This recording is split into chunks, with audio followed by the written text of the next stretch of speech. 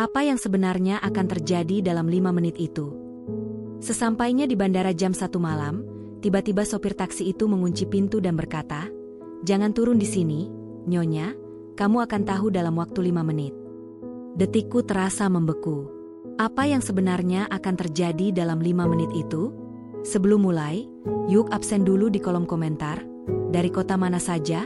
Sobat Kisah? Jangan lupa like dan subscribe ya. Dukunganmu membuat channel ini terus berkembang dan bisa menyajikan cerita yang lebih seru. Terima kasih. Namaku Andara. Aku bukan perempuan yang suka mencampuri urusan orang lain, dan aku tidak pernah merasa hidupku akan bersinggungan dengan sesuatu di luar batas kewajaran. Selama ini aku hanya menjalani hari sebagaimana mestinya. Bangun pagi, menyiapkan sarapan untuk suamiku, membereskan rumah, lalu bekerja paruh waktu. Hidupku sederhana, atau setidaknya aku selalu percaya begitu. Hingga pagi itu mengubah semuanya. Aku masih ingat betul bagaimana udara terasa sejuk saat aku membuka jendela ruang makan. Sinar matahari masuk perlahan, menyentuh permukaan meja kayu yang sudah penuh dengan peralatan sarapan. Andika duduk sambil mengancingkan kemejanya tergesa-gesa. Ekspresinya menunjukkan bahwa ia sedang mengejar waktu. "Aku terlambat," ucap Andika dengan suara terbatas sambil meraih roti panggang. Penerbangannya dimajukan. Aku menatapnya sambil menahan senyum kecil. "Seperti biasa, kamu selalu berlari setiap kali ada keberangkatan." Dia hanya mengangkat bahu. "Aku cuma ingin cepat sampai. Ada banyak hal yang harus dibereskan." Aku tidak menaruh curiga apapun pada kalimat itu. Aku bahkan tidak menyadari ada nada berbeda dalam suaranya. Bagiku, itu hanya pagi yang sibuk seperti biasanya. Andika mengambil kopinya, menghabiskannya dalam 2 teguk, lalu bangkit sambil meraih tas kerja. "Aku pergi dulu," katanya seraya menunduk sedikit, mencium keningku sebentar, lalu berjalan menuju pintu. Aku mengikutinya sampai pintu depan dan melambaikan tangan saat ia melangkah ke halaman. Suara mesin mobilnya terdengar halus, lalu hilang di ujung jalan. Segalanya terasa normal, sampai aku kembali ke ruang makan. Di sanalah aku melihatnya. Dompet Andika tergeletak begitu saja di samping piring roti yang belum disentuh. "Duh, Andika," gumamku sambil mengambil dompet itu. "Gimana kamu bisa naik pesawat tanpa ini?" Aku menghela napas panjang. Rasanya mustahil membiarkan Andika pergi tanpa kartu identitas dan segala isi pentingnya. Ia pasti panik setengah mati jika menyadari dompetnya hilang. Aku langsung mengambil ponsel dan mencoba meneleponnya, tapi panggilan tak terhubung. Mungkin ia sedang menyetir atau sudah terlalu jauh untuk mengangkat. Aku berdiri sebentar di ruang tamu, mempertimbangkan pilihan. Menunggu dia sadar dan menelepon? Tidak mungkin. Dia harus check-in. Aku tidak punya banyak waktu. Ya sudah, kataku pada diri sendiri. Aku antar saja sekarang.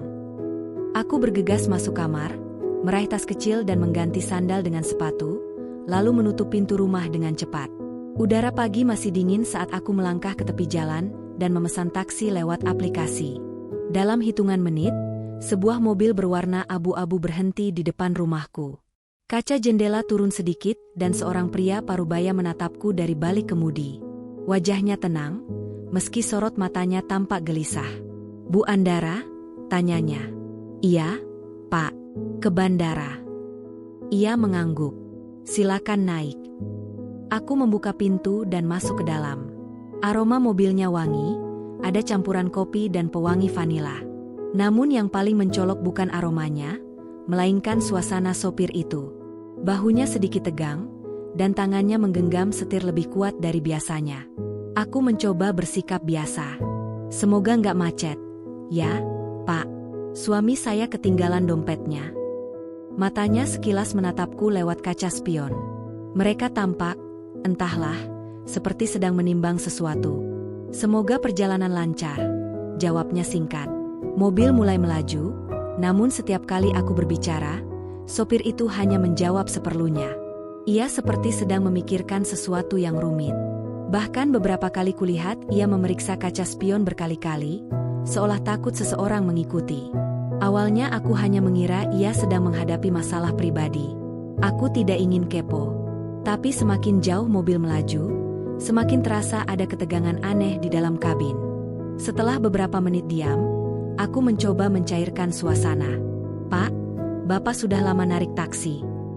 Ia tersentak sedikit sebelum menjawab. "Lumayan." Aku tersenyum kecil. "Maaf kalau saya cerewet. Saya cuma takut terlambat. Suami saya pasti panik kalau dompetnya nggak sampai." Pria itu tidak langsung menjawab.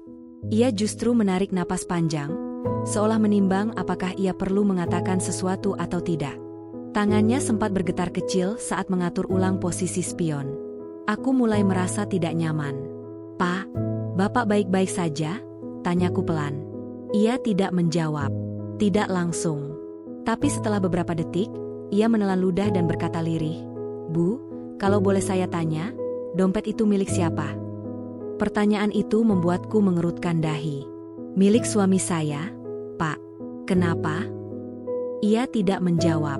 Namun kupingku menangkap helaan napas berat. Bukan napas lelah. Lebih seperti napas orang yang sedang menahan ketakutan. Aku mulai merasakan gugup merayap di dada. Ada sesuatu yang tidak seharusnya sedang terjadi. "Pak, apa ada masalah?" tanyaku kembali. Ia memandangi kaca spion, bukan untuk melihatku, melainkan melihat ke belakang mobil. Tatapan cemasnya membuat bulu kuduku berdiri. Seolah-olah ada sesuatu di luar yang tidak boleh kulihat. Ketika aku hendak kembali bertanya, tiba-tiba, klik, suara mengunci pintu terdengar dari seluruh kabin. Aku spontan menoleh ke pintu. Terkunci. Semua pintu terkunci. Dadaku langsung sesak. "Pak, kenapa dikunci?" Suaraku bergetar. Ia tidak menoleh, tapi suaranya terdengar jelas dan penuh kecemasan. "Bu, tolong jangan panik. Saya hanya ingin memastikan ibu tidak turun dulu." Jantungku berdetak keras, nyaris menyakitkan. Kenapa saya tidak boleh turun? Sopir itu menelan ludah dan menjawab pelan, namun setiap katanya membuat seluruh tubuhku gemetar. "Karena, kalau ibu turun di bandara sekarang, hidup ibu bisa berubah selamanya." Aku membeku. Nafasku tercekat. Dunia di sekitarku terasa menyempit. Dan itulah awal dari semuanya. Awal dari hari yang tidak pernah kubayangkan akan merenggut kedamaian hidupku. Selama beberapa detik, aku hanya bisa menatap punggung sopir itu melalui pantulan kaca. Suasana dalam mobil berubah drastis.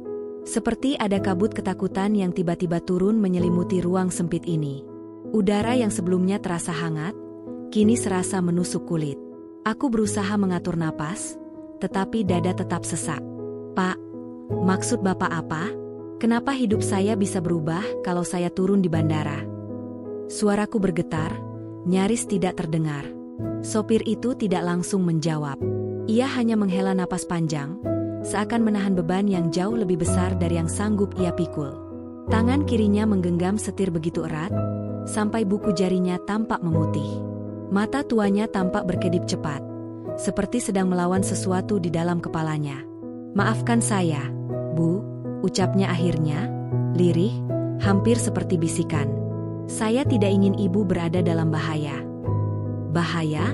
Kata itu langsung membuat telapak tanganku dingin. "Bahaya apa?" desakku. Ia melirikku melalui kaca spion. Tatapan itu bukan tatapan orang yang ingin menyakitiku. Bukan. Itu tatapan seseorang yang sedang dikejar waktu, yang gelisah, yang tahu sesuatu yang aku tidak tahu.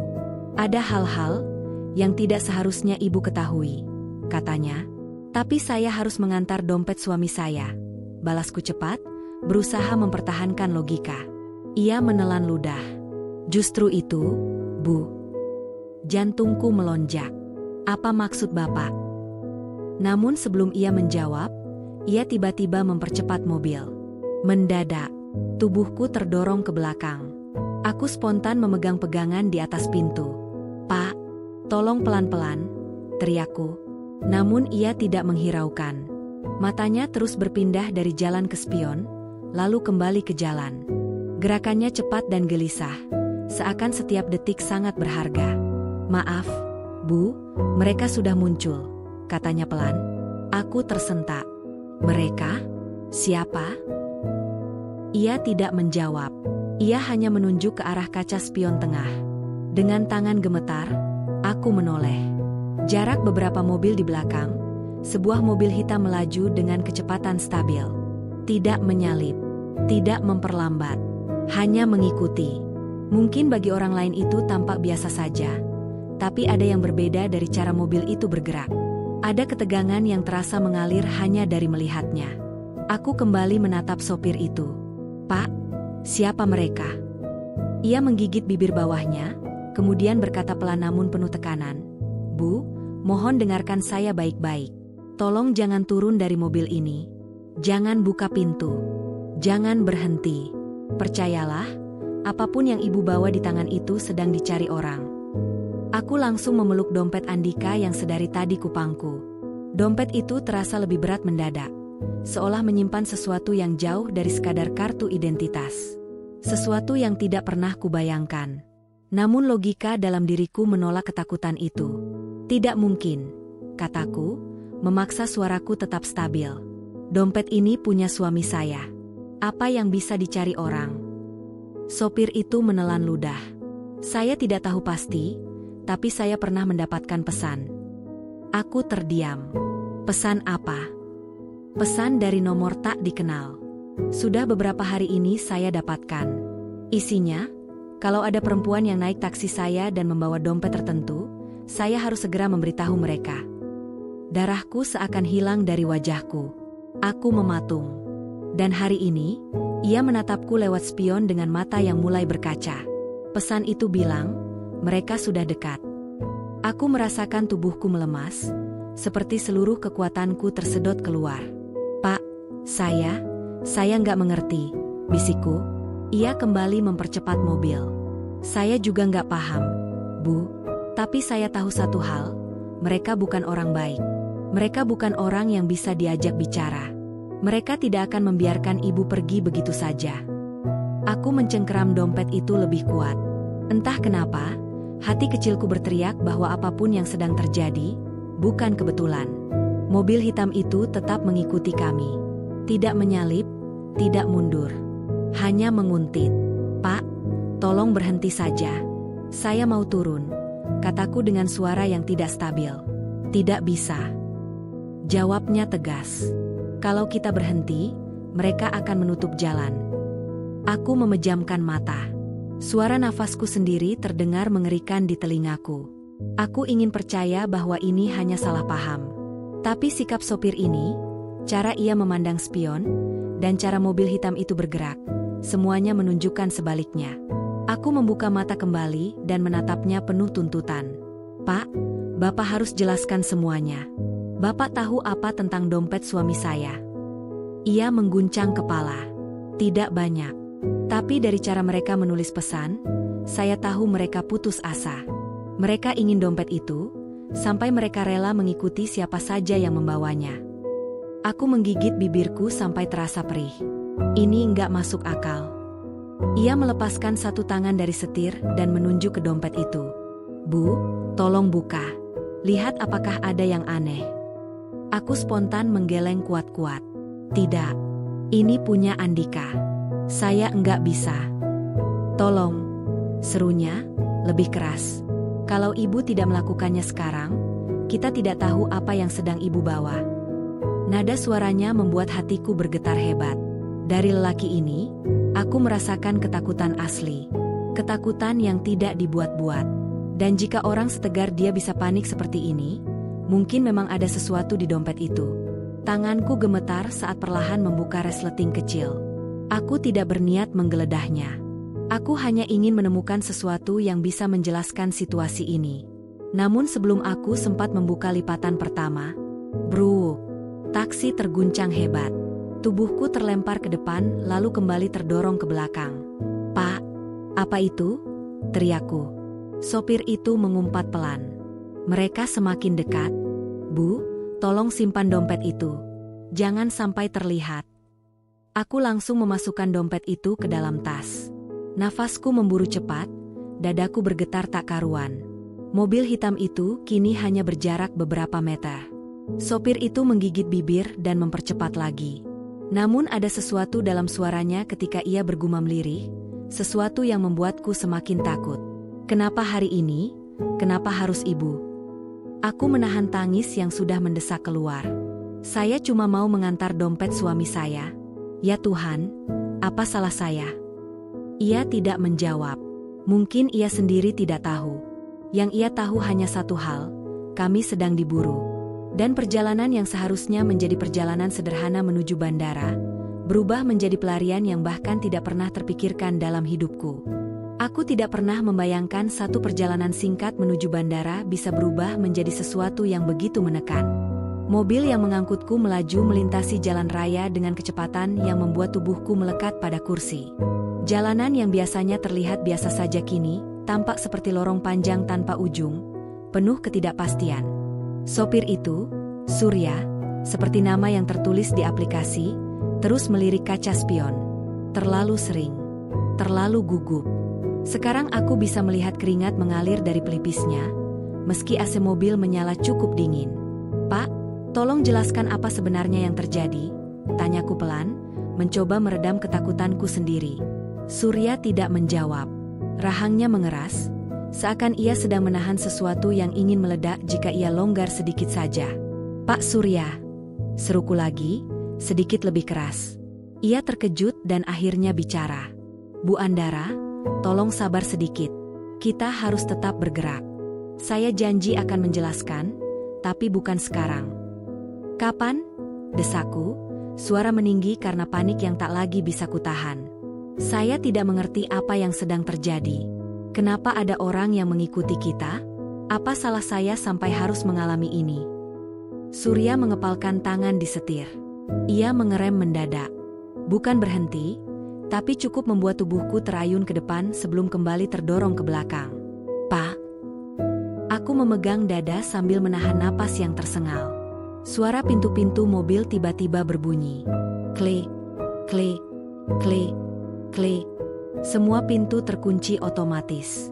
Aku spontan menoleh ke kanan dan kiri. Tombol pengunci berwarna merah kecil itu kini tenggelam, menandakan pintu tak bisa dibuka dari dalam. Kenapa dikunci, Pak? Tersengal. Tercampur teriak. Apa Bapak mau nyakitin saya? Surya langsung menggeleng keras. Tidak. Astaga, Bu, bukan begitu. Saya tidak akan menyentuh Ibu. Lalu kenapa? Karena kalau Ibu panik dan tiba-tiba buka pintu, mereka bisa menghampiri. Suaranya pecah, getir. Saya sedang mencoba menyelamatkan Ibu. Aku memeluk tas yang berisi dompet Andika. Jari-jari tanganku dingin sampai terasa kebas. Pandanganku berkunang karena terlalu banyak yang terjadi dalam waktu singkat. Surya menarik napas panjang, mencoba menenangkan dirinya sendiri sebelum berbicara lagi. Tadi saya melihat sesuatu dari spion. Mobil hitam itu, tebakku cepat. Ia mengangguk. Tapi bukan cuma itu. Ada motor dua pengendara yang bergabung di belakang kita. Mereka baru saja muncul. Aku tidak berani menoleh ke belakang. Tubuhku menegang. Rasanya seperti ada sesuatu yang mengikat seluruh tubuhku. Pak Surya, siapa mereka? Suaraku hampir tak keluar, hanya napas yang pecah di tenggorokan. Surya tidak langsung menjawab. Ketika ia akhirnya bicara, suaranya terdengar bagai beban berat yang selama ini ia simpan terlalu lama. Mereka, orang-orang yang tidak ingin Ibu sampai ke bandara. Aku terpaku. Apa salah saya sampai mereka menghalangi saya? Mungkin bukan Ibu, matanya menatapku singkat. Tapi apa yang sedang Ibu bawa? Dompet itu. Perlahan aku menoleh ke tas di pangkuanku. Tepatnya pada benda yang seharusnya tidak memiliki kekuatan apapun untuk mengubah hidup seseorang. Dompet kulit coklat milik Andika itu tampak sama seperti biasanya. Sedikit kusut, sedikit usang di beberapa sudut, dan tampak tidak berbahaya. Tapi dari ekspresi Surya, dari mobil yang mengikuti, dari motor yang baru muncul, dari peringatan yang ia berikan, dompet itu jelas bukan sekadar dompet. Aku menarik napas dalam-dalam untuk menahan gemetar. Suara jantungku berdetak keras sampai terasa menyentuh rongga dada. Pak, bisikku. Apa yang ada di dompet ini? Surya tidak menjawab. Dia memelototi kaca spion lagi. Bu, tolong simpan dompet itu di tempat yang tidak mudah terlihat. Sekarang. Aku segera memasukkan dompet itu lebih dalam kelipatan tasku. menutupnya rapat. Bahkan setelah kusimpan pun, rasanya dompet itu masih memancarkan ketidaknyamanan, seperti benda panas yang tak boleh disentuh terlalu lama. Surya akhirnya membelok ke jalan kecil yang jarang dilalui orang.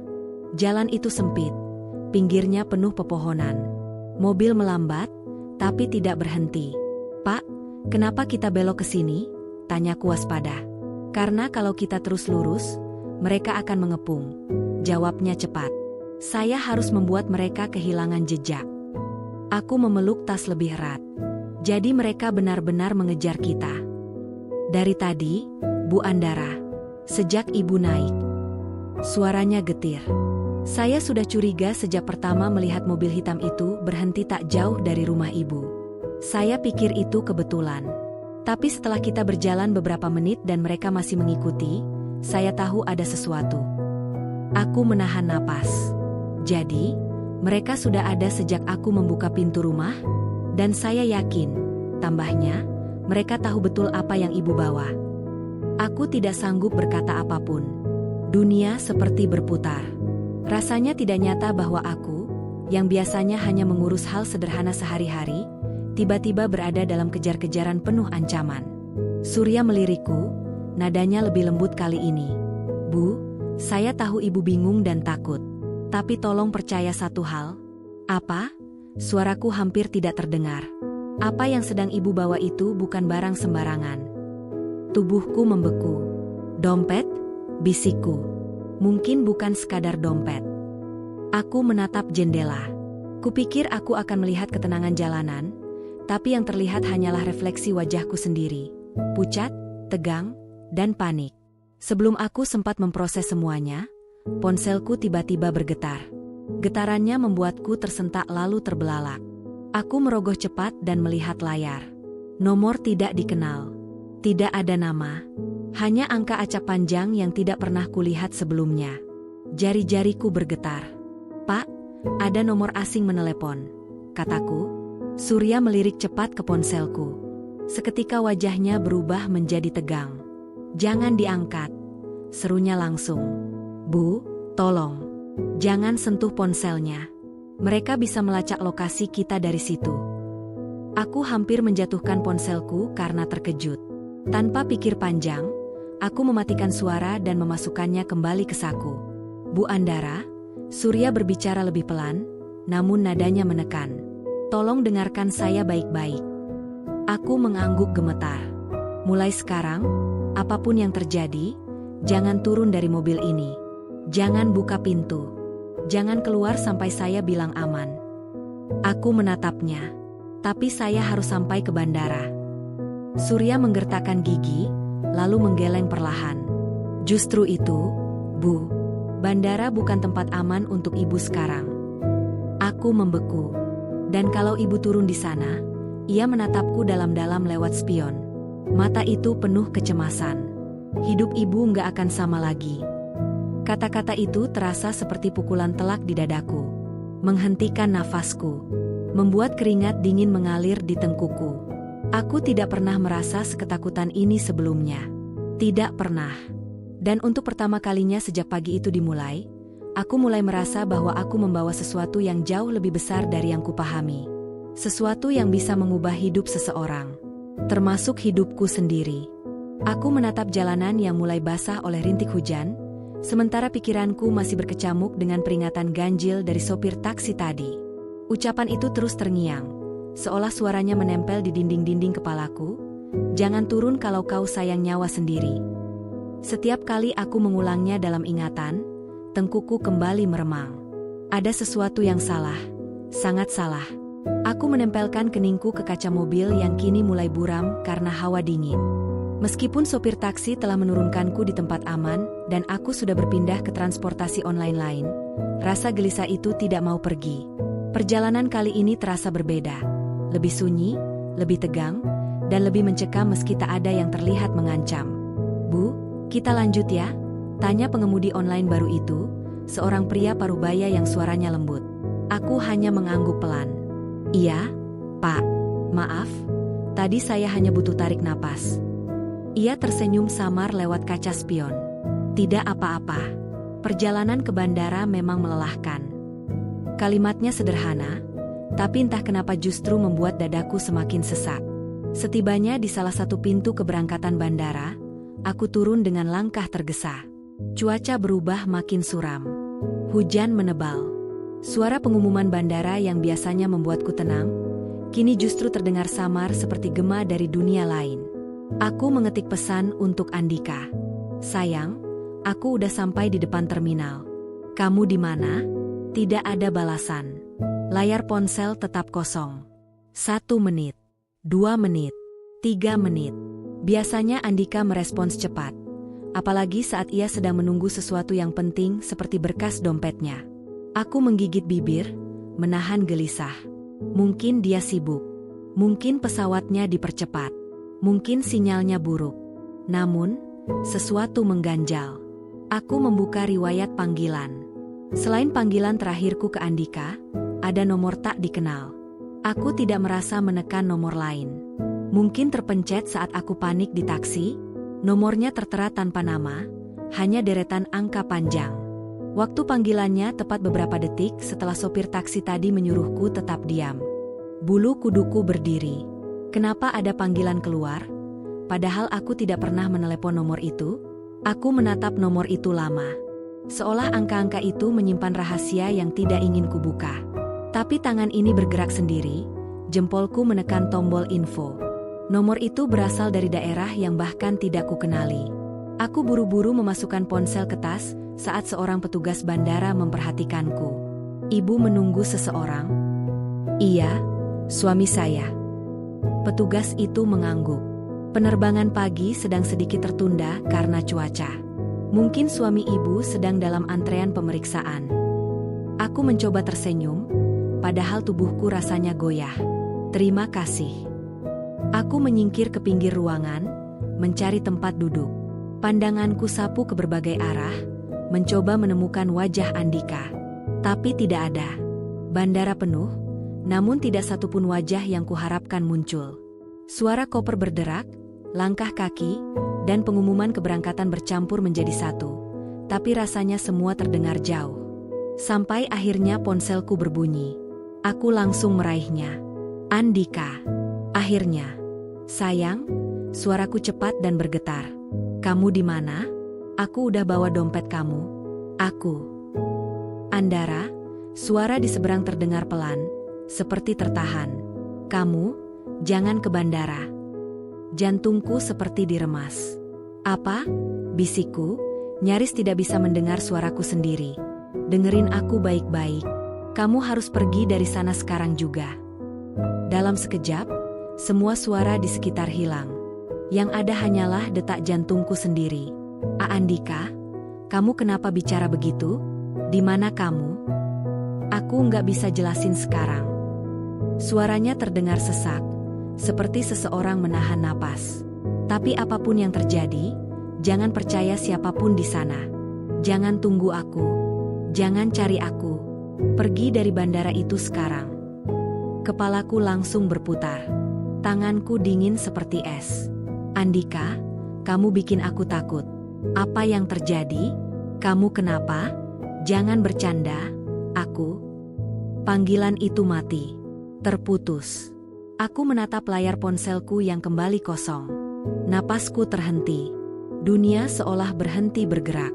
Hanya ada suara hujan di luar bandara yang terdengar makin deras, meninggalkan gema panjang yang membuat tubuhku bergetar. Dan di tengah kebingungan itu, seseorang menyentuh bahuku. Aku menoleh dengan kaget. Seorang pria tinggi, memakai seragam bandara, berdiri di belakangku. Senyumnya tipis, tetapi matanya terasa dingin.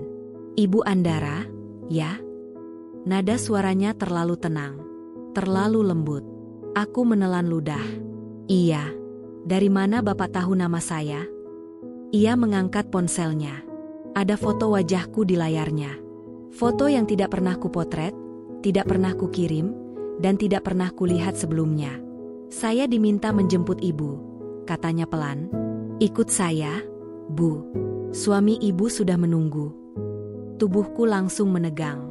Saat itu, aku tahu. Apapun yang terjadi, peringatan sopir taksi dan suara Andika di telepon bukan sekadar ketakutan. Bukan sekadar kebetulan. Ada sesuatu yang berbahaya sedang terjadi. Sesuatu yang belum bisa kulihat, tapi sudah mulai mengejar. Dan aku baru berada di awal masalah. Tubuhku menegang saat pria berseragam bandara itu menatapku tanpa kedip. Tangannya masih memegang ponsel dengan foto wajahku terpampang jelas di layar. Bukan foto selfie, bukan foto kartu identitas, tapi foto candid, diambil dari jarak sangat dekat. Entah kapan, entah di mana. Ayo, Bu. Suami ibu sudah menunggu. Ulangnya dengan senyum kaku. Aku memaksa bibirku tersenyum tipis meski jantungku seperti dihantam palu. Maaf, Pak, suami saya tadi menelepon. Katanya dia tidak. Tidak apa? Potongnya cepat. Nada suaranya berubah. Tidak lagi ramah. Tidak lagi tenang. Aku memundurkan langkah setengah. Dia bilang, dia belum di bandara.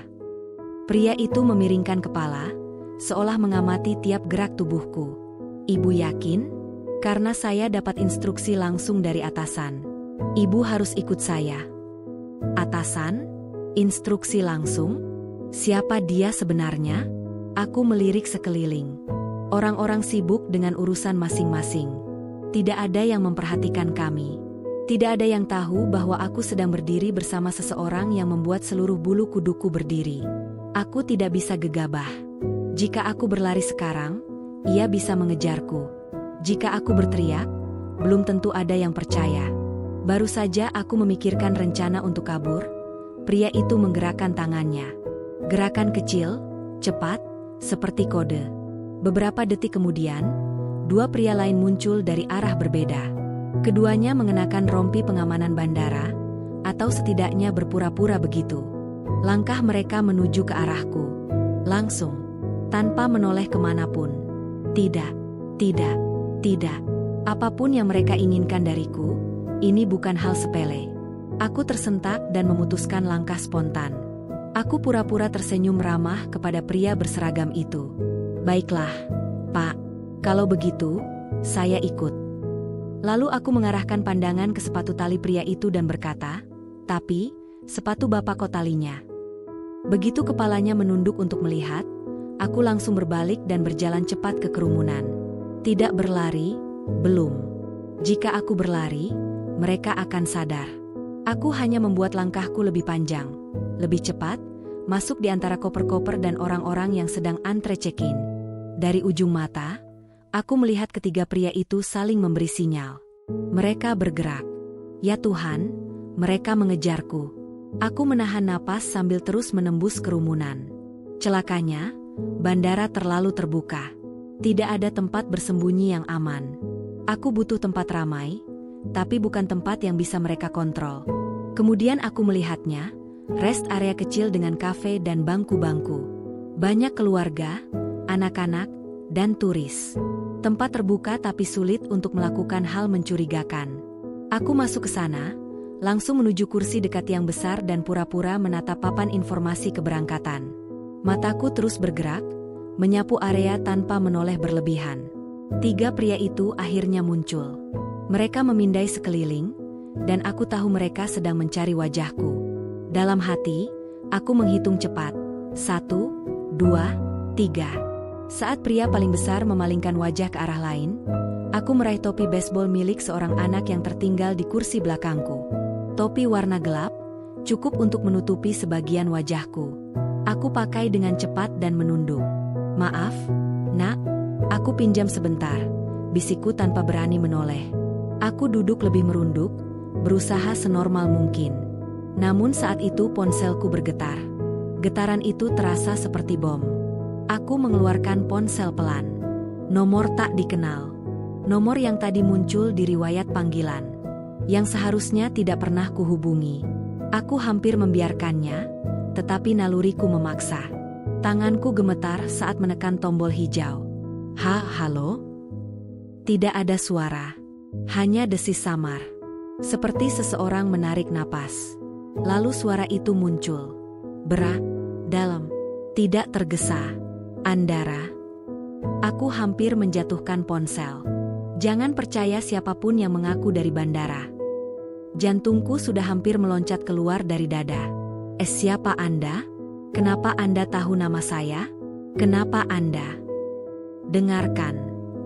Suara itu tenang, tapi seperti perintah. Mereka yang mengejarmu bukan petugas.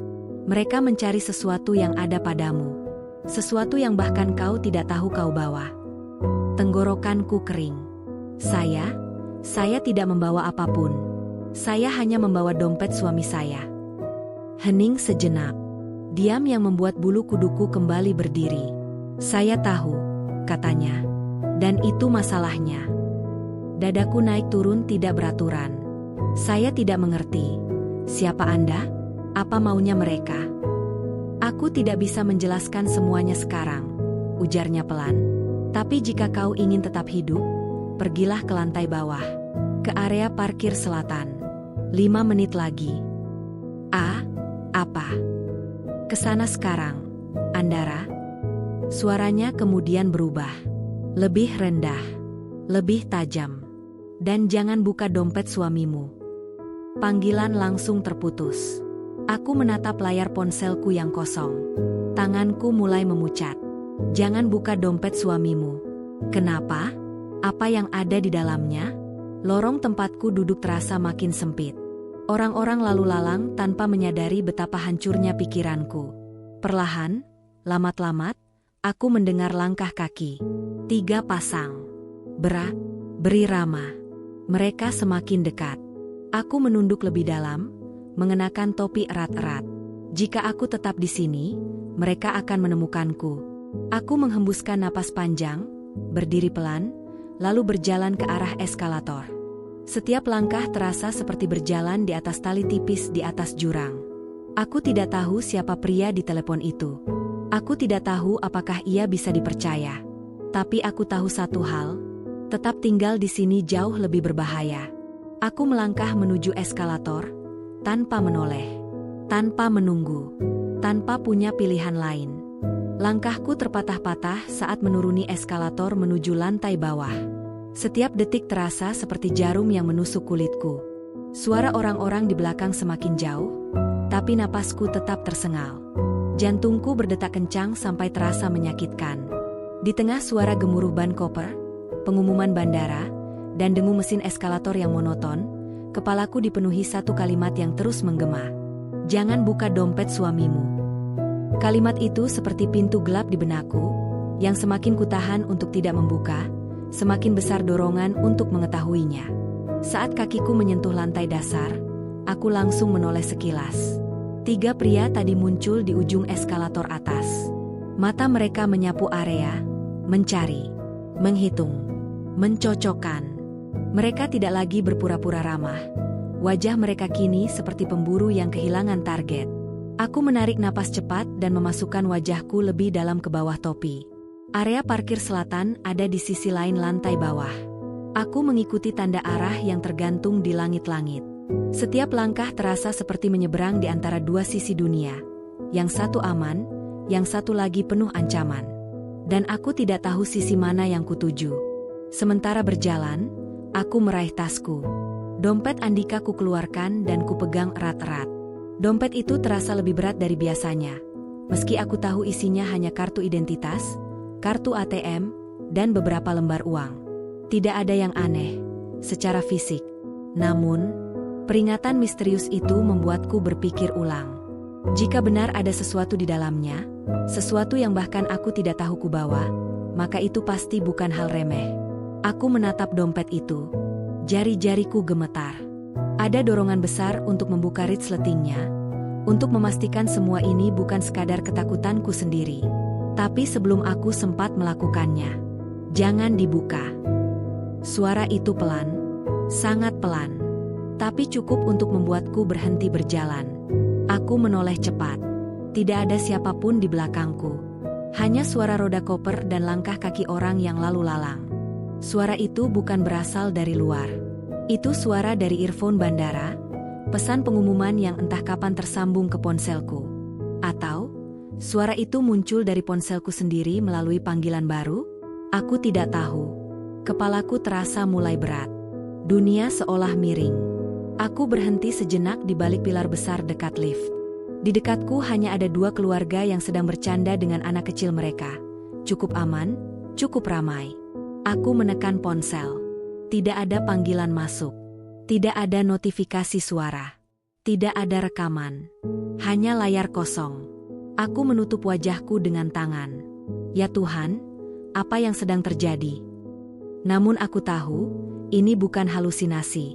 Ada seseorang, atau lebih dari 1 orang, yang mengawasi setiap gerakanku. Setiap helaan napasku. Bahkan pikiranku seakan dipantau. Tanganku mencengkeram dompet itu kuat-kuat.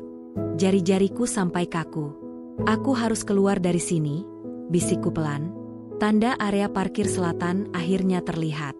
Ruangannya lebih sunyi, lampu lebih remang, dan udara terasa lebih dingin dibanding area bandara lainnya. Di sini tidak banyak orang. Beberapa mobil parkir berderet, dan lampu-lampu temaram membuat bayangan panjang di lantai beton. Aku menelan ludah. Tempat ini, kenapa terasa lebih menakutkan daripada bandara tadi? Namun aku ingat perintah misterius di telepon. Kesana sekarang.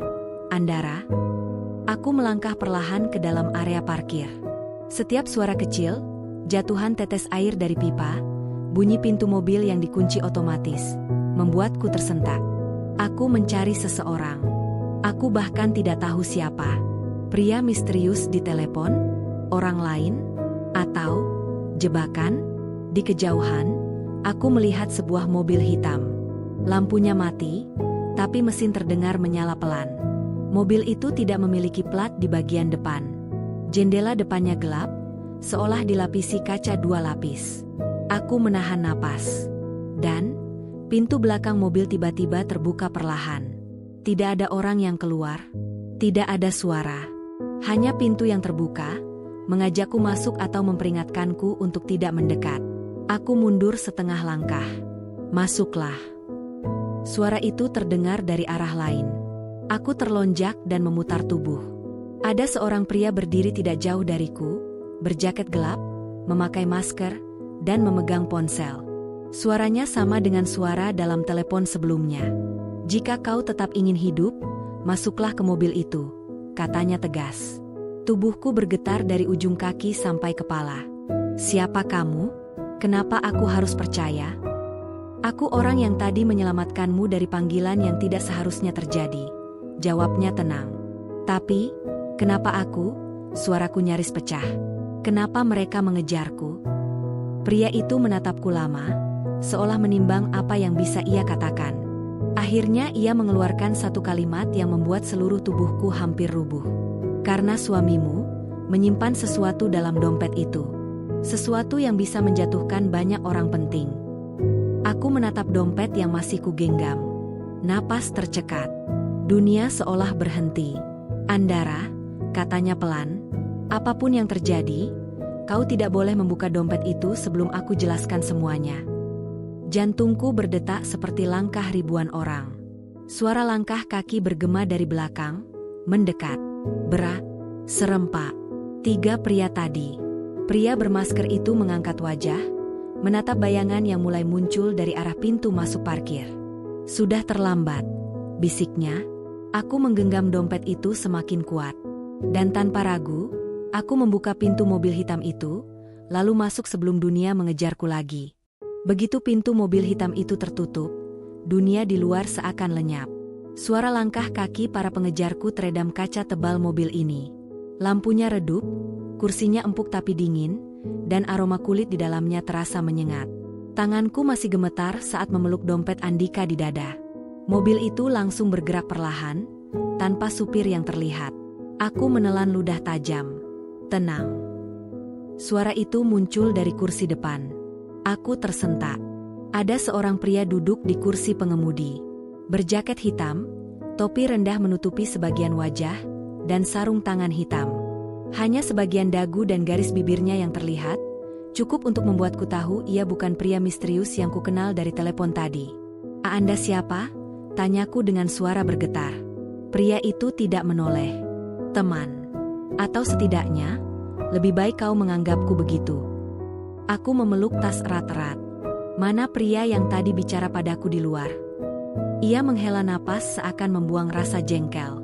Dia mengalihkan perhatian mereka. Dia tetap di sana agar kau bisa pergi. Apa dia akan aman? Bisikku. Tidak ada yang aman hari ini, jawabnya singkat. Perutku terasa melilit. Mobil melaju keluar area parkir, memasuki jalan kecil yang berada di belakang bandara. Jalan itu sepi, terlalu sepi. Tidak ada mobil lain, tidak ada orang berjalan. Pohon-pohon di sisi jalan bergoyang ditiup angin, menambah suasana suram. Aku menarik napas dalam. Tolong, seseorang jelaskan apa yang terjadi. Kenapa 3 orang itu mengejarku? Ada apa dengan dompet suamiku? Pria di kursi pengemudi itu menoleh sedikit. Mata gelapnya hanya terlihat sepersekian detik, tapi cukup untuk membuatku merinding. Andara, katanya dengan nada yang sangat serius. Berapa lama kau mengenal suamimu? Aku mengerutkan kening. Kenapa tanya begitu? Jawab, tegasnya. Hampir 5 tahun, jawabku pelan. Kami menikah dengan tenang, tanpa masalah. Setidaknya, kurasa begitu. Pria itu mengangguk pelan. Dan kau yakin suamimu tidak pernah terlibat sesuatu yang berbahaya? Aku langsung menggeleng cepat. Tidak. Andika bukan tipe orang yang suka hal-hal seperti itu. Dia bahkan takut kalau harus berurusan dengan polisi sekalipun. Suara tawa kecil keluar dari pria itu. Bukan tawa bahagia, melainkan tawa yang menyeratkan betapa naif diriku terdengar. Semua orang punya sisi yang tidak mereka tunjukkan, termasuk orang-orang terdekat kita, katanya pelan. Kata-katanya menusuk dadaku. Aku memandang keluar jendela, mencoba menenangkan diri. Namun, bayangan 3 pria tadi terus menghantui pikiranku. Kalau suamiku benar-benar terlibat hal berbahaya, apa hubungannya denganku? Bisikku. Pria itu mematikan lampu dashboard, membuat kabin mobil semakin gelap. Hanya cahaya jalan dari luar yang sesekali masuk. Karena dia menitipkan bukti kepada orang paling tak dicurigai. Tetapi dia tidak pernah bilang apapun padaku. Itu karena ia tidak sempat. Nada pria itu berubah gelap. Dan bukti itu ada di tanganmu sekarang. Mataku langsung jatuh pada dompet Andika, yang sejak tadi terasa lebih berat dari seharusnya. Apa yang ada di dalam dompet ini? Sampai-sampai mereka mengejarku, suaraku bergetar. Pria itu menghela napas. Sesuatu yang bisa mengguncang banyak hal. Banyak nama. Banyak institusi. Jantungku berdegup makin kencang, nyaris memekakan telinga. Apa itu? Desakku. Ia menoleh sedikit. Kau benar-benar mau tahu? Aku menelan ludah. Aku harus tahu. Kalau begitu, katanya lirih, dengarkan baik-baik. Mobil melambat, masuk ke arah jalan yang lebih gelap, jauh dari pusat kota. Suasana di luar seperti dunia kosong tanpa kehidupan. Pria itu melanjutkan dengan suara sangat rendah. Suamimu bekerja untuk orang yang tidak boleh diketahui publik. Ia menyimpan rekaman, dokumen, nama-nama, dan dia tahu, suatu hari ia akan dikhianati. Aku membeku. Dikhianati? Oleh siapa? Orang-orang yang sangat berkuasa. Aku menutup mulut dengan tangan. Nafasku putus-putus.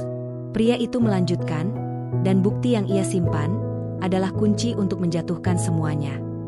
Kunci itu ada di dompet ini, bisikku, suaraku hampir tak keluar. Pria itu mengangguk.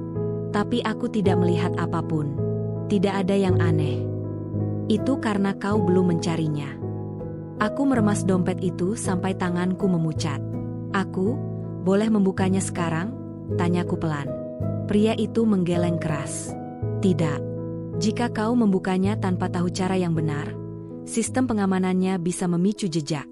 Mereka akan tahu posisi kita dalam hitungan menit. Aku menelan ludah. Jadi, apa yang harus aku lakukan? Ia memandangku melalui pantulan kaca. Percaya padaku. Aku terdiam lama. Kepercayaan adalah hal yang paling mahal pada hari itu, dan aku harus memberikannya pada seseorang yang bahkan aku belum melihat wajahnya dengan jelas. Mobil tiba-tiba berhenti di sebuah jalan kecil yang dikelilingi pohon tinggi. Tidak ada rumah. Tidak ada lampu. Tidak ada siapapun. Kita turun, katanya singkat. Kak, kita turun? Di sini? Ya, mereka sudah mendekat. Kita tidak bisa tetap bergerak lurus. Mereka pasti memasang pelacak di rute keluar bandara. Aku menelan rasa takut yang menyesak di dada. Ketika pintu mobil terbuka, udara malam yang lembab langsung menyapu wajahku. Gelap, sunyi, seolah dunia menahan napas. Aku turun perlahan, memeluk dompet itu makin erat. Pria itu menutup pintu mobil pelan, lalu berdiri menghadapku. Ia akhirnya melepas topinya. Dan untuk pertama kalinya aku melihat wajahnya. Wajah yang tidak kukenal. Tetapi ada sesuatu yang menusuk. Perasaan yang sulit dijelaskan. Seolah dia tahu terlalu banyak tentang hidupku. Andara, katanya, dengan mata yang menatap langsung ke dalam benakku. Mulai detik ini, hidupmu tidak akan sama lagi. Di belakang kami, suara mobil lain terdengar dari kejauhan. 1, lalu 2, lalu 3. Mendekat. Dan aku sadar. Inilah awal dari puncak bahaya yang selama ini mengintai. Suara mesin mobil yang mendekat dari kejauhan membuat tengkukku merinding. Getarannya terasa seperti ancaman yang disampaikan melalui udara malam yang lembab. Pria yang berdiri di depanku, yang belum memberitahu nama, asal, atau niatnya, mengangkat tangan sedikit, memberi isyarat agar aku tetap diam. "Jangan bergerak," bisiknya. Aku memeluk dompet Andika semakin erat, sampai kuku-kuku jari tanganku menancap pada kulitnya. Nafasku tertahan. Rasanya seperti aku berdiri di antara dua kehidupan. Hidup yang sebelumnya biasa, dan hidup baru yang tidak kukenal sama sekali. Lampu mobil dari kejauhan mulai menyinari pepohonan. Cahaya itu menari-nari di tanah berpasir, memantul di batang pohon, lalu memanjang seperti bayangan raksasa yang ingin menangkapku. "Kita harus ke belakang pepohonan itu," pria itu berbisik cepat. "Sekarang." Aku mengangguk terpatah-patah. Dengan langkah cepat namun hati-hati, aku mengikuti pria itu masuk lebih dalam ke semak-semak di sisi kiri jalan. Rumput tinggi menyapu kakiku. Setiap gesekannya terdengar memekakan telinga dalam keheningan yang mencekam. Pohon-pohon tinggi menghalangi sebagian cahaya bulan, membuat dunia luar tampak jauh, sangat jauh. Kami berhenti di balik batang pohon besar. Pria itu memiringkan kepala, mengintip dari celah tipis. Aku menahan napas. Detik berjalan lambat, sangat lambat, sampai akhirnya 3 mobil melaju di jalan kecil itu. Semuanya hitam, tanpa plat depan, dengan kaca gelap. Mobil pertama melambat. Mesinnya meraung pelan. "Aku yakin mereka mencium jejak," bisik pria itu. Suaranya tetap tenang, tapi aku bisa merasakan ketegangan di baliknya. Mobil kedua ikut melambat. Lampunya menyapu area sekitar, membuat dedaunan di atas kepala berkilau. Aku memejamkan mata, memohon dalam hati agar mereka tidak turun. Tapi doa itu tidak dikabulkan. Pintu mobil pertama terbuka. Seseorang turun. Langkahnya berat, suaranya bergetar pada tanah basah. 2 orang lainnya menyusul. Siluet tubuh mereka besar dan tegap, dan aku mengenali bayangan mereka. 3 orang di bandara, bisikku tanpa sengaja. Pria di sampingku langsung menoleh, menatapku tajam. "Jangan bicara." Aku menutup mulutku dengan kedua tangan. Salah satu dari mereka mengeluarkan senter kuat, mengarahkannya ke pepohonan. Cahaya itu bergerak lambat, mengiris gelap, mendekat ke arah kami. Napasanku makin berat. Dadaku terasa sesak. Ada sinyal di sekitar sini. Suara pria besar itu terdengar jelas. Suaranya berat, penuh perintah. "Cari. Cari." Satu kata itu saja sudah membuat tubuhku hampir roboh. Pria misterius di sebelahku menunduk sedikit, lalu mendekat ke telingaku. "Andara, dengarkan aku baik-baik." Aku menoleh perlahan, walau tubuhku bergetar hebat. "Apapun yang terjadi, jangan lepaskan dompet itu. Jangan. Tapi, kalau mereka menemukan kita, aku akan mengulur waktu. Kau harus lari." Aku membeku. "Tidak, aku tidak bisa meninggalkanmu. Tidak sekarang. Tidak setelah semua ini." Ia menatapku lama. "Kau harus. Ini bukan tentang aku atau kau saja." Aku menelan ludah. Dadaku rasanya digoreng dari dalam. Tapi, kemana aku harus lari? "Ke jalan setapak di kananmu." Lari terus sampai kau menemukan pondok pos pemantau hutan. Di sana ada orang yang bisa dipercaya. Siapa? Ia menggeleng pelan. Tidak ada waktu. Yang penting, mereka bukan musuh. Aku ingin memprotes. Ingin meminta penjelasan. Ingin tahu semua hal yang selama ini tidak ku ketahui. Namun cahaya senter mendadak berhenti tepat di arah kami. Waktu seolah berhenti. Suara pria besar itu terdengar menggelegar.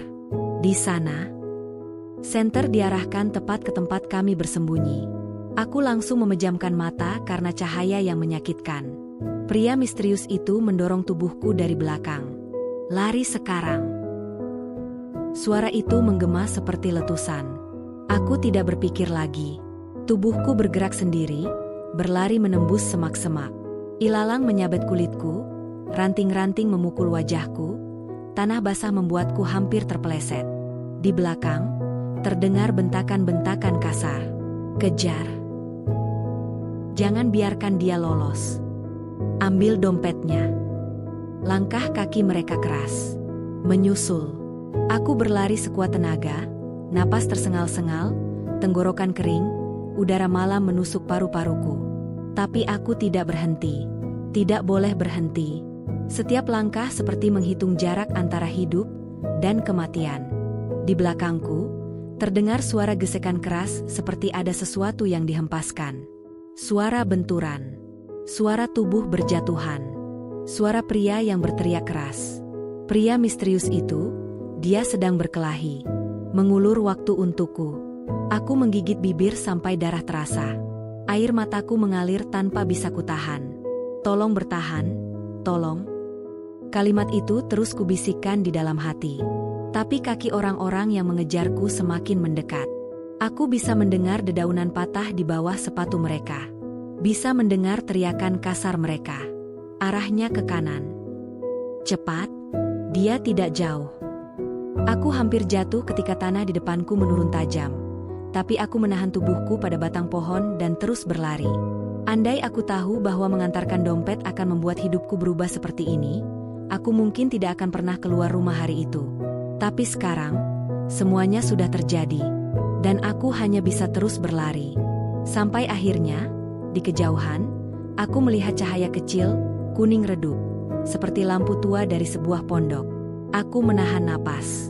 Itu pasti pos pemantau yang dimaksud. Aku mempercepat langkah. Meski kakiku sudah seperti mau patah. Namun sebelum aku mencapai pondok itu, sebuah suara keras mengguncang langit malam. Dor. Tubuhku membeku. Itu suara tembakan. Entah ditembakkan ke udara, atau ke seseorang. Hatiku memberontak, menolak kemungkinan terburuk. Tapi duniaku sudah mulai runtuh. Aku mohon, bisikku sambil berlari lagi, suaraku pecah, jangan sampai dia yang tertembak. Saat aku hampir mencapai pondok, suara langkah kaki kembali terdengar. Lebih dekat, lebih cepat. Dan sebelum aku sempat mengetuk pintu pondok itu, seseorang dari dalam membuka pintu begitu cepat, menarikku masuk, dan langsung mengunci dari dalam. Aku menjerit kecil. Tubuhku terseret ke dalam ruangan remang-remang. Dan saat aku menoleh, aku membeku total. Karena orang yang menarikku masuk bukanlah penjaga hutan.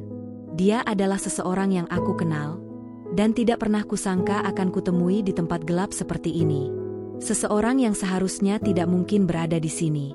Seseorang yang seharusnya tidak tahu apa-apa tentang semua tragedi ini. Andika? Bisikku gemetar. Suamiku berdiri tepat di depanku, dengan wajah pucat, mata merah, dan napas yang kacau. Andara, suaranya pecah. Kau seharusnya tidak datang ke sini. Dunia berhenti. Aku tak pernah menyangka bahwa hidupku bisa berubah drastis hanya dalam hitungan jam. Barang-barang di apartemen sepupuku, tempatku sementara bersembunyi, terlihat asing meski sudah aku tinggali sejak malam tadi. Rasanya seperti aku berada di dunia lain. Dunia yang memaksaku tetap waspada setiap detik. Pagi itu, aku terbangun dengan kepala terasa penuh. Suara kendaraan dari jalan raya samar-samar masuk lewat celah jendela. Namun, yang paling memenuhi benakku bukan suara-suara itu, melainkan kalimat Pak Bayu yang terus terngiang. Dia sudah tandai mobil kita sejak awal. Kamu targetnya. Aku duduk di tepi kasur, menarik napas panjang. Tanganku gemetar. Semalam, aku hanya tidur 2 jam. Sisanya aku habiskan dengan memandangi layar ponsel, menunggu kabar dari Andika yang tak kunjung menghubungi. Entah di mana dia sekarang. Entah apa yang sebenarnya suamiku sembunyikan.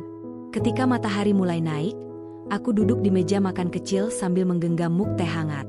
Sepupuku, Rara, duduk di seberang sambil memperhatikanku. "Andara, kamu yakin gak mau aku temenin lapor ke polisi?" tanya Rara dengan suara hati-hati. Aku menggeleng. "Belum sekarang. Aku masih harus pastikan dulu apa sebenarnya yang terjadi." Rara terlihat ragu, tapi dia memilih tidak mendesak. Dia tahu, kepalaku sedang penuh dan aku sedang berada di antara rasa takut dan tekad. Ponselku tiba-tiba bergetar di atas meja. Satu pesan masuk. Dari nomor tidak dikenal. Jantungku mencelus. Tanganku hampir tidak berfungsi saat menyentuh layar. "Jangan terlalu percaya siapapun, termasuk orang yang kamu pikir sedang melindungimu." Aku tersentak. Pesan itu membuat dadaku seperti diremas dari dalam. Aku memperlihatkan layar ke Rara. "Ini bukan nomor yang sama dengan yang semalam mengancam?" tanya Rara. Aku menggeleng. "Tidak." Rara menggigit bibir, wajahnya memucat. "Ini makin parah, Dar. Aku tahu itu. Tapi yang lebih membuatku tak bisa bernapas adalah kenyataan bahwa seseorang masih mengikutiku. Seseorang tahu posisiku. Seseorang tahu aku tidak sendirian. Dan seseorang itu ingin aku meragukan siapapun, termasuk Pak Bayu. Apa mungkin pesan itu benar? Atau justru itu trik untuk memecah perlindungan yang aku punya? Pukul mendekati siang ketika aku memutuskan untuk meninggalkan apartemen. Aku tidak bisa diam. Ada sesuatu yang harus aku kejar. Sejak semalam, ada satu hal yang terus mengganggu pikiranku. Dompet Andika. Dompet yang membuatku ke bandara. Dompet yang membuat aku masuk ke dalam taksi itu. Dompet yang menjadi awal dari semua kekacauan ini. Aku membuka dompet itu di meja. Isinya ada beberapa kartu, foto kami berdua, dan selembar nota kecil yang sebelumnya tidak sempat aku perhatikan. Nota bertuliskan tangan. Tulisan Andika. Tapi isinya membuat tenggorokanku tercekat. "Jika aku tidak kembali dalam beberapa hari, jangan percaya siapapun yang mencoba mendekatimu. Simpan ini." Tidak ada tanggal. Tidak ada penjelasan. Tidak ada konteks. Aku mematung cukup lama. Tangan Rara menyentuh bahuku. "Andara, apa maksudnya?" Aku menggeleng pelan. Aku juga tidak tahu. Tapi Andika jelas sedang menghadapi sesuatu yang dia sembunyikan dariku. Mungkin inilah alasan sopir taksi itu panik saat melihatku membawa dompet Andika. Mungkin seseorang mengira aku tahu sesuatu. Atau seseorang mengira aku membawa sesuatu yang penting. Tapi apa? Nota itu? Atau sesuatu yang terselip di bagian lain dompet? Dadaku kembali berdesir. Aku meraba setiap sudut dompet, membuka satu persatu slot, bahkan bagian tersembunyinya.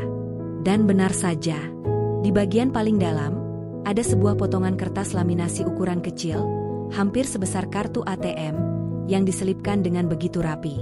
Wajahku langsung menegang. Ini bukan kartu biasa. Tidak ada tulisan, hanya sebuah logo kecil yang tidak pernah kulihat sebelumnya. Bentuknya seperti lambang organisasi atau institusi tertentu. Warnanya hitam pekat, emboss, tanpa huruf, tanpa angka. "Rara, kamu pernah lihat simbol seperti ini?" Rara menggeleng cepat. "Belum pernah. Sama sekali." Aku menatap kartu itu lebih lama. Rasanya seperti memegang sesuatu yang seharusnya tidak kusentuh. Ada hawa dingin merambat ke pergelangan tanganku. Jika seseorang mengincar dompet ini, jika sopir taksi itu sampai panik karena melihatnya, jika seseorang mengirim pesan ancaman, benda ini pasti ada hubungannya. Aku memasukkan kembali kartu itu ke dalam dompet dan berdiri. "Andara, kamu mau kemana?" tanya Rara cemas. "Ke kantor polisi bandara yang semalam," jawabku. "Aku harus tahu apakah mereka menemukan sesuatu."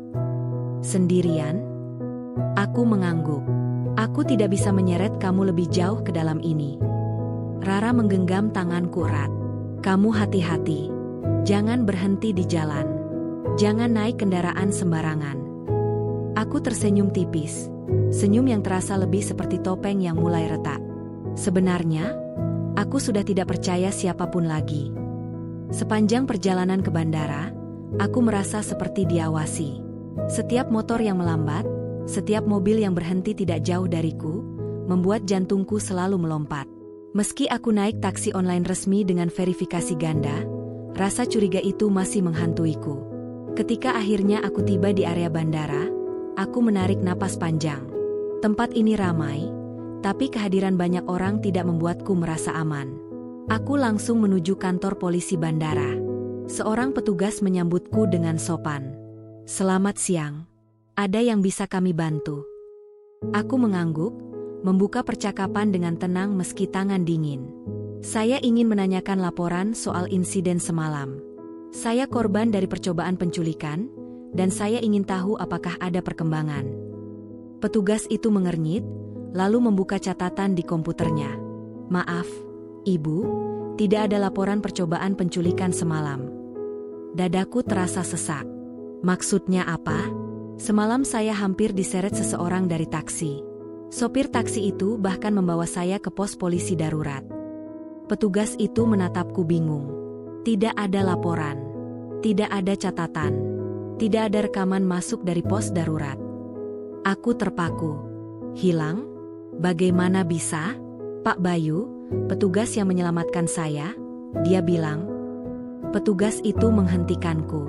Di bandara ini tidak ada petugas bernama Bayu. Waktu seolah berhenti. Sudah jelas. Sangat jelas. Aku tidak hanya tersesat dalam situasi yang tidak ku mengerti. Aku berada dalam permainan besar yang tidak pernah aku pilih. Tenggorokanku kering. Suaraku hampir tidak keluar saat aku bertanya. "Lalu, semalam siapa yang menolong saya?" Petugas itu menggeleng pelan. Dan untuk pertama kalinya hari itu, aku sadar. Orang yang selama ini aku percaya, mungkin bukan pelindungku, melainkan seseorang yang punya kepentingan lain. Kepalaku berputar. Lututku lemas. Aku memegang sisi meja agar tidak jatuh. Jika begitu, jika semua itu hanya manipulasi, jika Pak Bayu tidak pernah terdaftar sebagai petugas, lalu siapa sebenarnya dia? Aku terdiam, napas tersengal. Satu hal kini sangat jelas.